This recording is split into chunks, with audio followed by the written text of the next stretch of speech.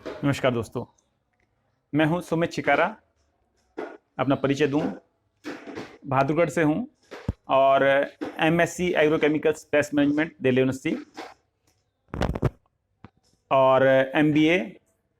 Shri Ram college of commerce SRCC से, GBO के नाम से होता है, global business operations, Delhi university से किया हुआ है। और 26 नवंबर से हम लोग यहाँ पे किसान आंदोलन में टिकरी बॉर्डर पर सम्मिलित है। जब से ये जो आंदोलन यहाँ पे टिकरी बॉर्डर पर आके रुका है, तब से हम लोग किसानों के साथ सम्मिलित हैं। और पहली बार मैं 5 जनवरी को किसान आंदोलन की संयुक्त किसान मोर्चा की मीटिंग में गया था। उसके बाद 13 तारीख को योगेंद्र यादव जी से मेरी 13 जनवरी को मेरी योगेंद्र यादव जी से बात हुई थी, मीटिंग में नहीं, मीटिंग से बाहर। और मैंने उनसे कहा था कि क्योंकि ये सरकार बार बार कह रही है कि किसान अपना ये जो कॉर्पोरेट बिल बने हुए हैं इनके ऊपर जो है हम लोग संशोधन के लिए तैयार हैं। तो मेरा मुद्दा था कि क्यों ना किसानों का बिल दिया जाए, जिसमें ये कहा जाए कि किसान क्या चाहता है, कैसे होने चाहिए किसान की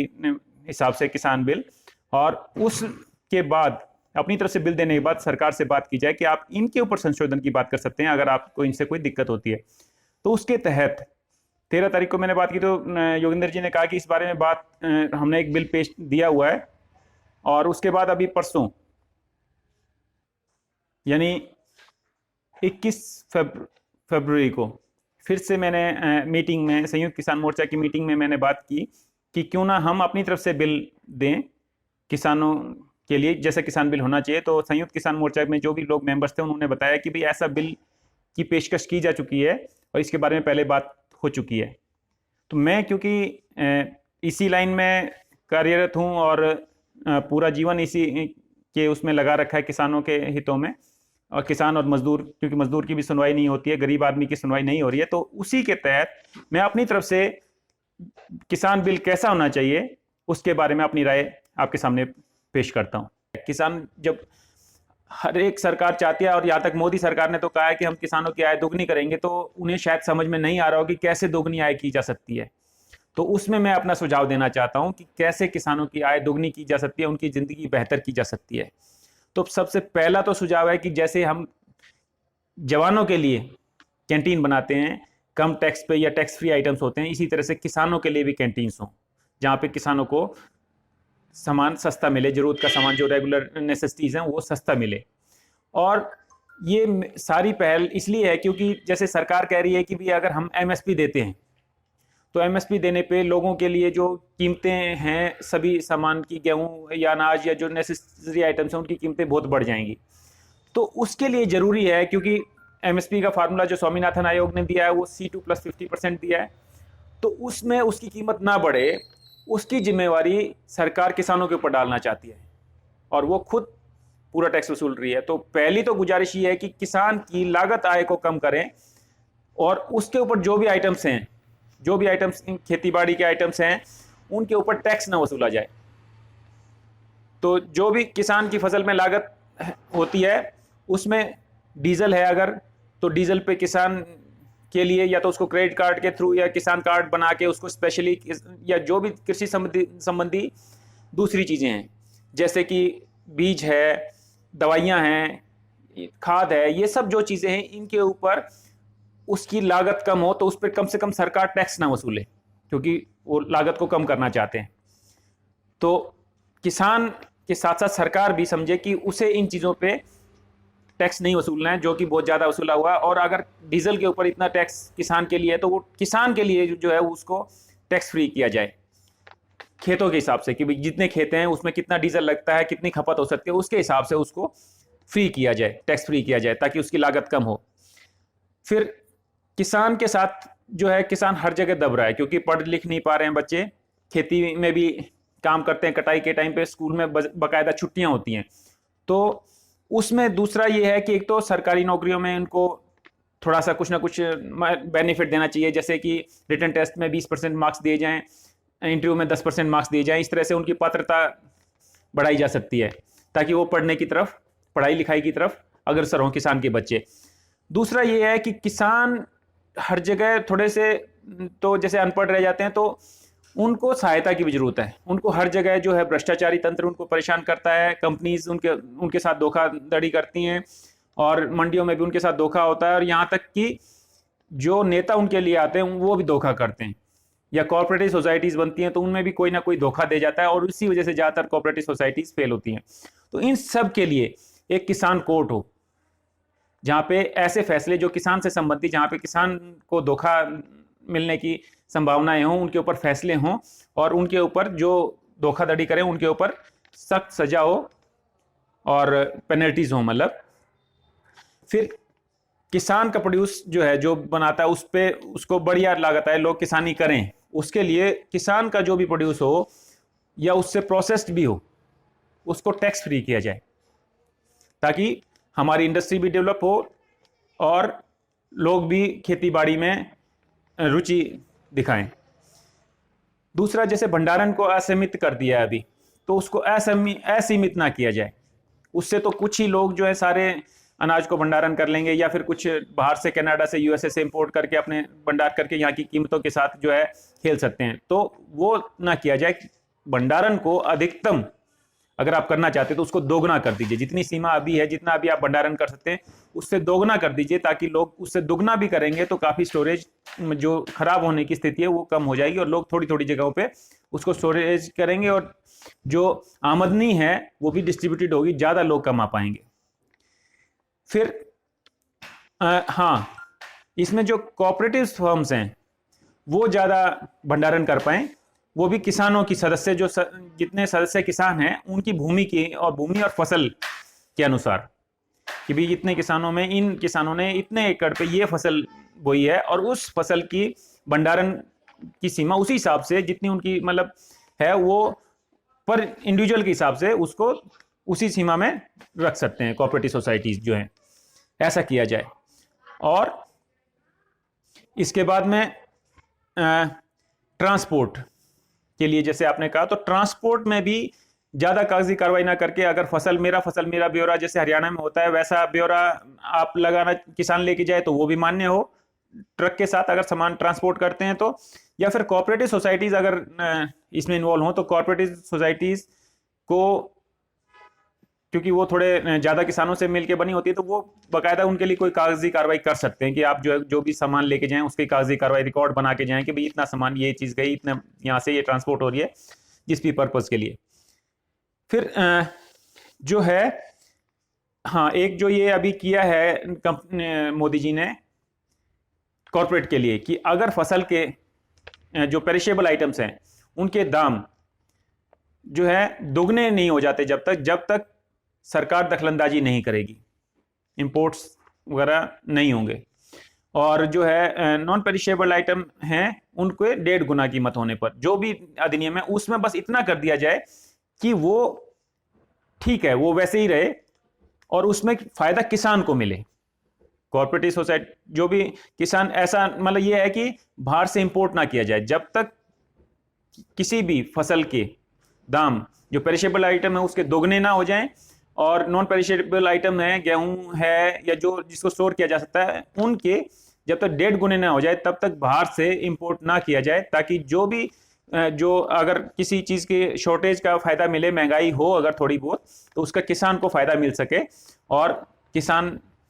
उसमें मतलब स्टोर करने की तरफ बढ़ावा मिले उसको, वो अपने मतलब किसी भी तरह से स्टोर करने की कोशिश करे, चाहे कोऑपरेटिव सोसाइटीज में स्टोर करे। तो ये चीज रहे, और इसके उसमें आयात पे रोक लगाई जाए। और कॉर्पोरेटिव सोसाइटीज या सेल्फ हेल्प ग्रुप्स जो होते हैं उनमें मेंबर धोखा दे जाते हैं, चीटिंग कर जाते हैं। ये एक बड़ा रीजन होता है जिसकी वजह से कॉर्पोरेटिव सोसाइटीज या सेल्फ हेल्प ग्रुप फेल होते हैं। महिलाओं के ग्रुप्स होते हैं जो अचार बनाने के, इसका ये मैं एक्चुअली, आप ये मत मानिएगा कि मैं घुमा नहीं हुआ हूँ, मैंने अपनी ज़िंदगी इसी काम में लगाई हुई है, और मुझे पता है कि हर जगह पे ये सेल्फ हेल्प ग्रुप्स जो हैं ये फेल होते हैं, क्योंकि इसमें कोई ना कोई आदमी चीटिंग कर जाता है, एक आदमी धोखा दे जाता है, और उसकी वजह से सारा ग्रुप फेल हो जाता है, फिर वो नुकसान में दिखाई देने लगता है। तो इसमें धोखा जो देता है उसके ऊपर पेनल्टीज हों, और वही केस कोर्ट जो है उसी में उनके जो किसान कोर्ट्स हों उसमें उनके पेनल्टीज वगैरह कड़ी सजा का प्रावधान हो। एक ग्राम पंचायतें जो हैं, ग्राम पंचायतों को भी जैसे किसानों के लिए अनाज के भंडारण के लिए सिलोज बनाने का उनका प्रावधान बनाया जाए। सिलोज या जो सब्जियां वगैरह हैं या दूसरे पेरिशेबल आइटम हैं जो उनके लिए रेफ्रिजरेटेड स्टोर हाउसेज बनाने के लिए ग्राम पंचायतों को बढ़ावा दिया जाना चाहिए, उनको फंडिंग दी जा सकती है, या किसी भी तरह से भूमि तो उनके पास है पंचायतों के पास, तो उसको यूटिलाइज किया जा सकता है भंडारण के लिए, सिलोज या कोई आइटम्स बनाने, उससे उसकी आमदनी भी बढ़ेगी ग्राम पंचायत की, और किसानों को भी फायदा होगा और चीज़ें खराब भी कम होंगी। और इन सब चीज़ों पे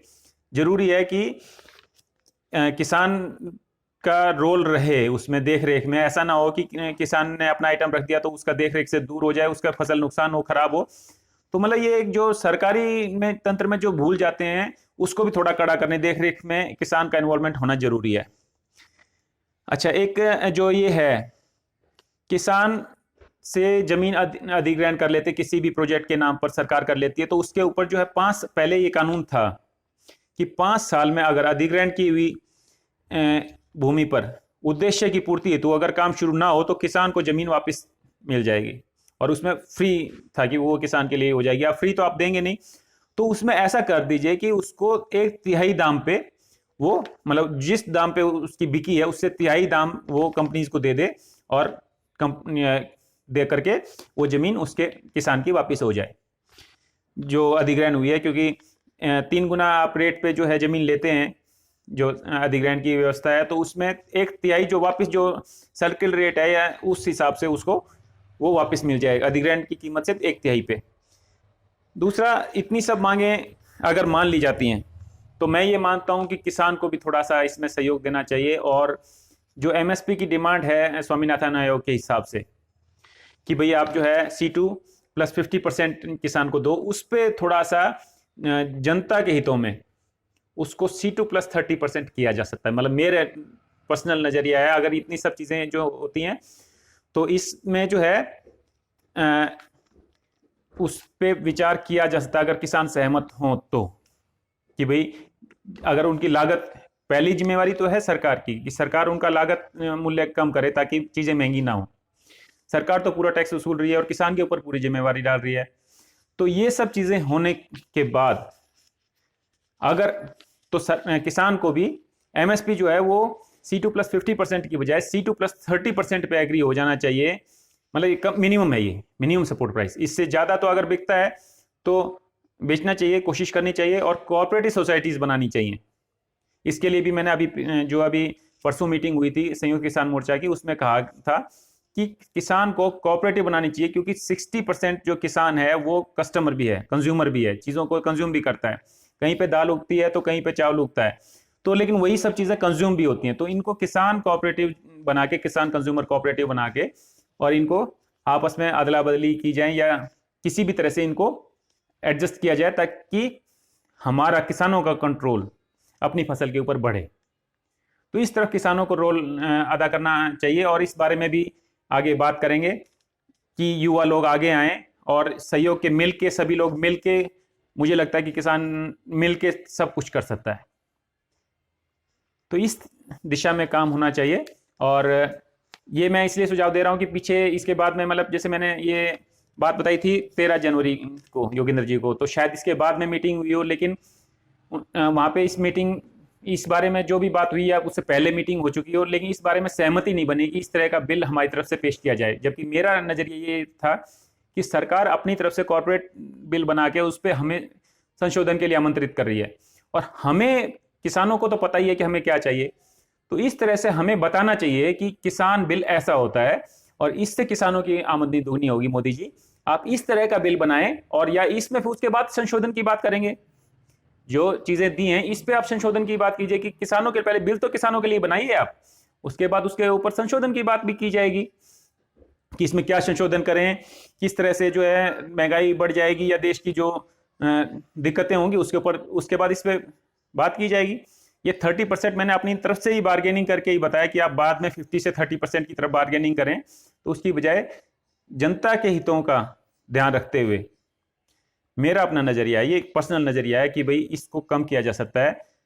मिनिमम सपोर्ट प्राइस को। हालांकि मैक्सिमम तो जो ऐसे बता दिया कि भाई सरकार जो है जब तक 1.5 गुना ना हो जाए नॉन पेरिशेबल आइटम की कीमत, तब तक दखलंदाजी नहीं करेगी, इंपोर्ट नहीं करेगी, इंपोर्ट को रोक लगा के रखेगी, और जब तक पेरिशेबल आइटम की कीमत दुगनी ना हो जाए तब तक उसके इंपोर्ट को आमंत्रित नहीं करेगी किसी भी कॉर्पोरेट कंपनी के थ्रू। तो इस तरह से किसान की आमदनी, सच में आप अगर इन तरह से चलेंगे तो मेरे हिसाब से किसान की आमदनी दोगुनी हो सकती है। और